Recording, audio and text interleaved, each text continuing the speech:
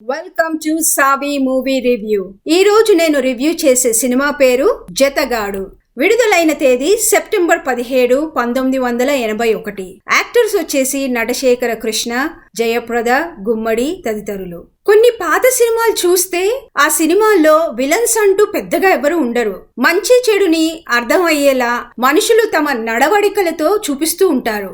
ఈ మధ్య కాలంలో విలన్స్ అయితే కొంచెం అగ్లీగా ఉండడం, పెద్ద పెద్దగా మీసాలు, వికటాట్టహాసం, క్రూరత్వం, బుగ్గ మీద ఒక అంత పెద్ద పుట్టుమచ్చ అలాంటివేవో చూడటానికే భయం గొలిపేలా చూపిస్తున్నారు. అది చూస్తే హీరో ఎవరో విలన్ ఎవరో తెలిసిపోతుంది. ఇక్కడ చూపించేది ఏంటంటే ఈ సినిమాల్లో అలాంటి విలన్స్ లేరు. ఇక కథ విషయానికి వస్తే జయప్రద తన చెల్లెలు నాన్నతో గుట్టుగా మధ్యతరగతి కుటుంబపు సమస్యలతో జీవిస్తూ ఉంటారు.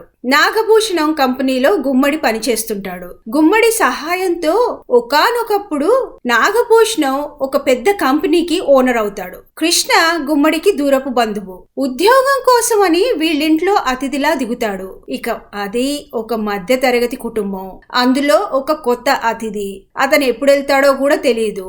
ఇట్స్ లైక్ ఇండెఫినెట్ అతిథి. ఆ వచ్చిన అతిథిని సరిగ్గా చూసుకోవడానికి ఎంతో కష్టపడిపోతుంటారు. అసలే పేచెక్ టు పేచెక్ కుటుంబం.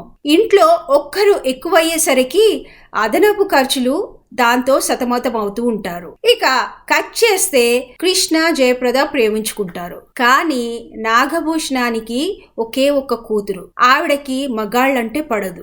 ఎలాగో అలా కథలో ఎన్నో మలుపులు తిరుగుతూ తన కూతురికి కృష్ణనిచ్చి పెళ్లి చేద్దాం అనుకుంటాడు. ఒకతే కూతురైన సంగీత కృష్ణని ఇష్టపడుతుంది. కానీ నాగభూషణానికి కృష్ణ జయప్రదల ప్రేమ వ్యవహారం తెలుసు. అయినప్పటికీ జయప్రద తాను ప్రేమను త్యాగం చేస్తే గుమ్మడి అదే తన తండ్రికి హెల్త్ రిలేటెడ్ విషయంలో సహాయం చేస్తానని చెబుతాడు. మరి జయప్రద ఒకవేళ బాయ్ ఫ్రెండ్ కావాలా లేకపోతే డాడ్ కావాలా అంటే ఆబ్వియస్లీ డాడ్ ని చూస్ చేసుకుంటుంది. మరి జయప్రద సొంతంగా తనే ఒక డెసిషన్ తీసుకుంది. ఇంతకీ కృష్ణ పరిస్థితి ఏంటి? తను మారిపోయి సంగీతను పెళ్లి చేసుకున్నాడా? జయప్రదను మర్చిపోయాడా? అసలు కృష్ణ మనసు ఎందుకు బ్రేక్ అవుతుంది ప్రేమ మీద?